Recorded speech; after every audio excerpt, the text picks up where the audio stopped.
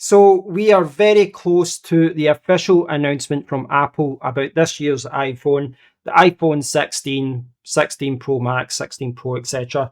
So I thought this would be a good opportunity to look back at the iPhone 15 Pro Max because I've had this since launch last year. So I've had this since last September. So I thought it would be a good opportunity to look back and talk about my experience of using it. I am reluctant to call this a review because it is not a review per se. I'm not going to be showing lots of footage and talking about specs, etc. The phone has been out a year. There's lots of videos out there which cover that already. In this video, I really just want to talk about my experience of having this iPhone and using it every day for close to a year. And I'm talking about this as someone who has, for the most part, over the last 10 years, I have been an Android user. So before it came to this phone, I had the Samsung Fold 4. It was an amazing phone, but the folding mechanism actually broke and I sent it back to Samsung, whose repair was very good. But before they even sent it back to me, I purchased the iPhone 15 Pro Max. Now, the first version that I purchased was the 512GB storage version. It was white titanium, to give it its official name. And that cost me $1,399, I believe it retailed for. And it looked gorgeous. That white titanium looked absolutely amazing. Now, the colours are kind of irrelevant for me because I always end up putting the phone into a case anyway, but the white titanium did look really good.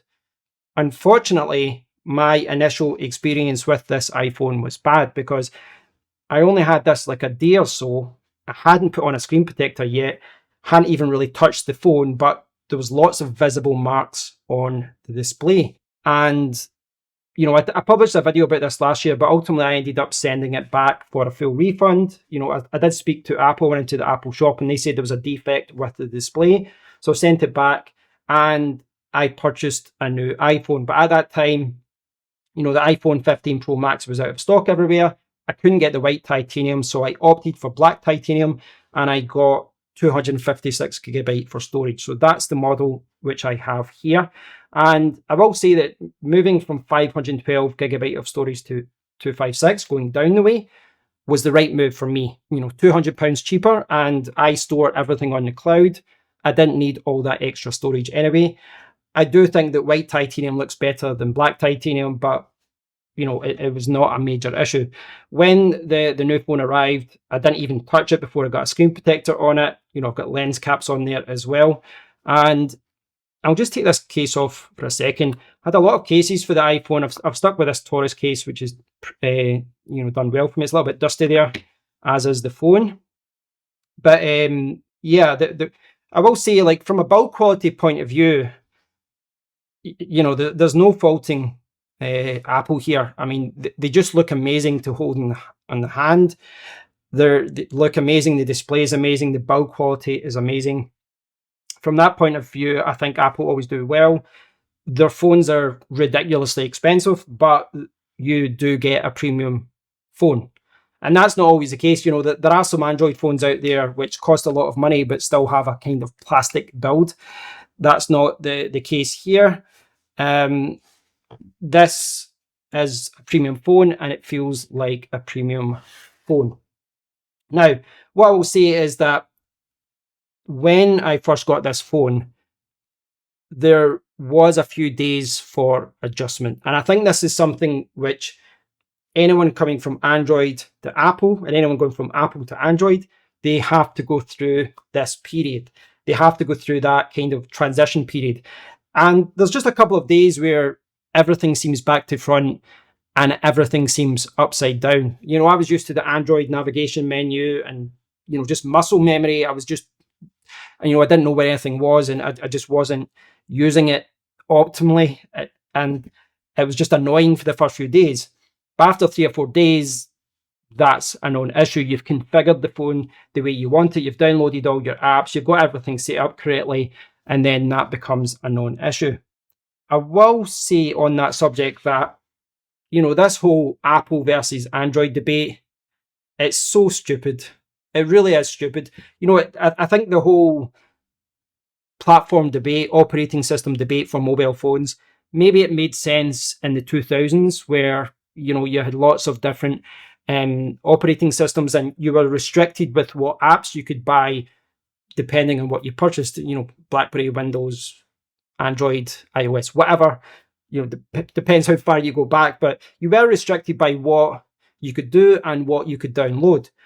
That isn't the case today. I think for 99.9% of people, all the apps that you use and all the apps that are important to you, they're available on the Apple App Store and they're also available on the Google Play Store. So beyond that, there's just little things that are different. Now, I have opted to pay, I think I pay £1 per month for the Apple storage just so that I can back up WhatsApp. But beyond that, I continue to use Google Photos to back up all my photos, which means that I can transition back to Android very easily. I'm kind of platform agnostic. I don't care which one I'm using. I can switch between both of them. And I do understand, that there are people, I've got an iPad Pro here. There are people that are so tied into the Apple ecosystem and they're so used to using these different Apple tricks and little techniques that help you use the devices together that it's hard to move away from that. I've not been sucked into that. And I'll say this right off the bat, as an Android user that came to Apple, I don't take advantage of a lot of the little tricks and techniques and little settings that Apple offers. I just don't take advantage of it. I use it in a more simplistic way, I guess. But yeah, that whole Apple Android debate, I think it's kind of pointless. Okay, I've taken some notes, and I guess it's a quick summary. Go back and watch the full reviews of the Apple iPhone 15 Pro Max if you really want to understand what this phone can do, etc. But the summary and the notes that I've taken are amazing phone. It's an absolutely amazing phone. It ticks all the important boxes. The battery life is fantastic. Now, charging isn't fast. That's something I noticed coming from the Android world, was that charging was slower.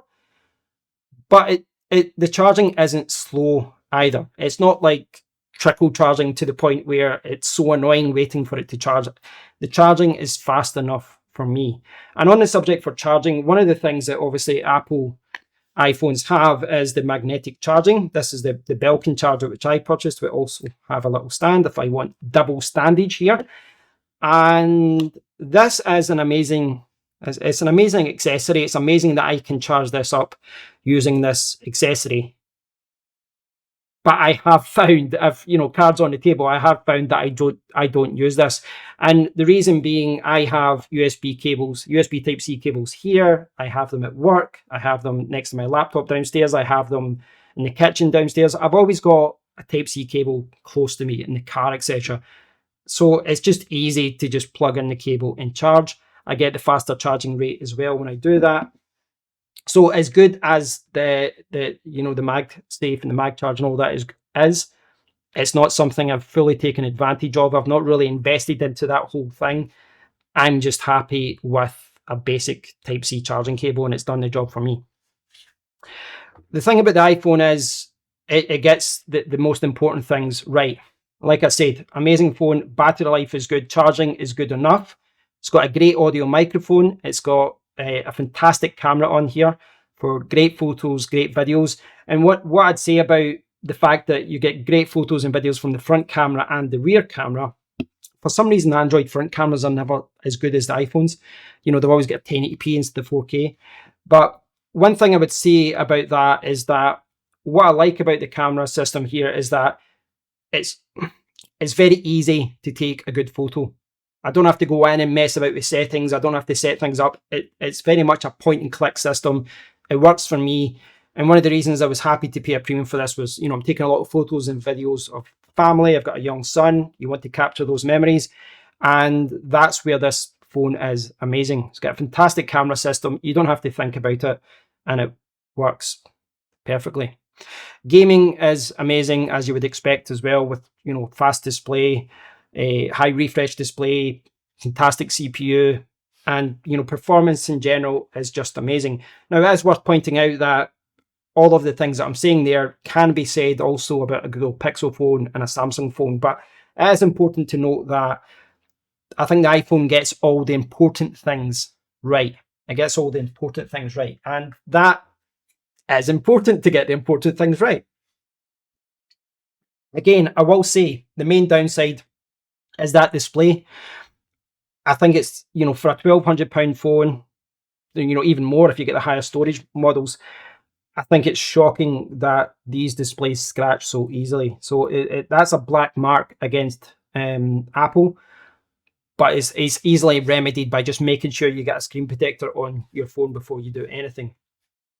So apart from the scratching, I think this is a fantastic phone. I've had so much fun using it over the last year. Although I'm going to put an asterisk on the word fun there, and I'll talk about that in a second. But it's been a great phone. It's done everything that I wanted to. Battery life's great. It's fast, it's efficient, and I never get frustrated with it, so it's all good. So a very happy customer, but it's important to note that this phone is not perfect. And being an Android user for a number of years, there's a lot of things which you get used to, and that is something I've had to get used to going to this. And I think most of you know what I'm talking about, is that more things are locked down here, more things are restrictive. And for a lot of things that people say, oh, I missed that from Android, I have not found it to be a big thing. I don't need to overly customize every aspect of my phone. I'm not, I don't need that kind of customization. But you do come across certain situations where it's locked down, and that's frustrating. It's less practical. And dare I say, the phone is less fun in some situations. Certainly, I had a Xiaomi phone and I had split screen, and I use split screen all the time. I've always got YouTube open in one, browser in another, Netflix in one, browser in another, or WhatsApp in the other. I was always multitasking. And then I went to the Samsung Fold 4, and I could open it up and I could have 4 screens, or big screen at the top, 2 little split windows at the bottom. I could browse, I could watch YouTube, I could be on WhatsApp all at the same time. And that wasn't just something I did every now and then. That was the norm. And then I came here, no split screen, absolutely no split screen. I have come across a few kind of browser apps that let you kind of split things up, but it's just not the same. So honestly, that was one of the biggest adjustments for me, that I did not have split screen. It took me a while to get used to that. And even now, it's something I really do miss. And it's one of the greatest pulls for me to go back to Android, is to get that split screen, because I love multitasking. Whenever I'm looking at YouTube, I like to, post or do some research on other things. So that is one of the things which I did take a while to get used to. Now, the other thing is, when I was talking about control, I've written an example here just so that I remember it, is that as far as tweaking things and as far as customization goes, we saw some updates this year where Apple are actually starting to offer more customization and more options, etc. But I'll give you an example of one of the things that I noticed, on day one. I'm like, what? I can't do that? And one of the things I noticed right away, for example, and again, I don't want to customize things too much, but just something which is basic to me, was related to VPN. So you can see I've got ExpressVPN there. I don't really use that. This is all networking stuff. I've got Proton VPN is the one that I use mostly, but I do have some other accounts set up. Proton is the one that I use. Now, on Android, you have a lot more control with VPNs. And that's important, because with a VPN, you're running it through a virtual private network. Your connection is going to be a little bit slower. And that causes issues with WhatsApp. It causes issues with some video apps. It can cause some issues with banking apps as well. But on Android, all you have to do is you go into the app and you say, well, for the VPN, don't use a VPN for this particular app. Allow that app to have a direct connection. Don't route that through a VPN. No option to do that here. Absolutely no.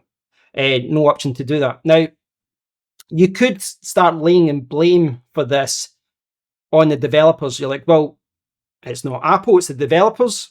Why aren't they allowing that?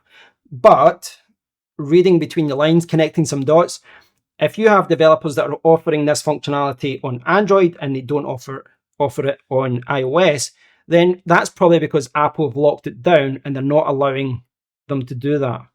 So there's things like that. I found that to be frustrating, that I couldn't only use the VPN on particular apps, like the browser, for example, or YouTube. You're kind of like, it's all or nothing. And there's a number of areas that you kind of come across that with iOS, that it's just a little bit more restrictive. I don't have to customize everything, but there are certain things where you're like, why am I not allowed to do that? I've spent over £1,000 on this phone. It's my phone. Just let me do it. But yeah, that is just something that you come across every now and then. Everyone uses their phone differently, but certainly if you're into networking stuff, if you use a VPN, if you use video apps or different things, that you're going to come across certain things which are more restrictive on iOS. But like I said, earlier in the year, Apple made some announcements with the new version of iOS. They're opening things up. We're now seeing emulation on Apple as well for games. So they are starting to embrace more customization, more flexibility. And I think, again, the most important things they got right. This has been an amazing phone.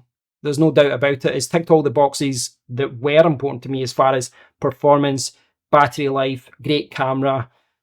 Everything just works. I do miss split screen. I do miss certain aspects of control, but it's been an amazing phone.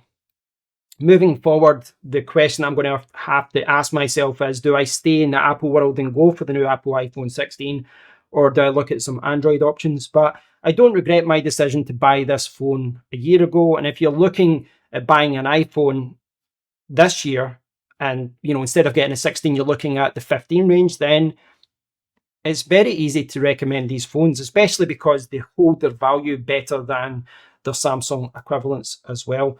So as an Android user, I'm calling myself an Android user, but as someone who was using Android for many years, after that initial transition to iOS, I think most people would be very happy with iPhone. It's an easy transition, in my opinion. So thanks for watching, guys. Overall, this has been a great phone over the last year. I hope you've enjoyed learning about my thoughts on Android versus iOS and my experience of using this phone over the last year. I'd love to hear from all of you, Android users, iOS users, Apple users, whoever you are. I'd love to hear from you. So please do leave a comment below. And until next time, take care.